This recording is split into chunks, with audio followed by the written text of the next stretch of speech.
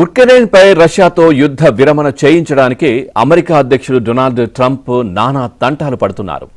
ఆ దిశగా ఎలాంటి పురోగతి లేకపోవడంతో అసహనం వ్యక్తం చేస్తోన్న ట్రంప్ రష్యా అధ్యక్షుడు పుతిన్పై పరుష వ్యాఖ్యలు చేశారు. అలాగే మాస్కోపై మరిన్ని ఆంక్షలు ఉండొచ్చని బెదిరింపులకు పాల్పడ్డారు.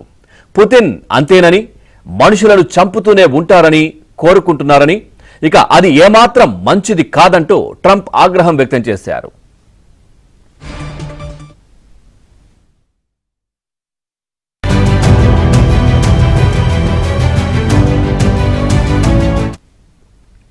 ఇక ఉక్రెయిన్ యుద్ధం తదితర అంశాలపై పుతిన్, ట్రంప్ సుమారు గంట సేపు చర్చలు జరిపారు. ఇంత చేసినా వారు ఏ నిర్ణయానికి రాలేదు.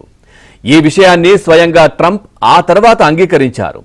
ఈ విషయంపై మీడియాతో చెబుతూనే తాము ఈ రోజు ఎటువంటి పురోగతి సాధించలేదని, ఫోన్ కాల్లో సుదీర్ఘంగా మాట్లాడుకున్నామని చెప్పారు.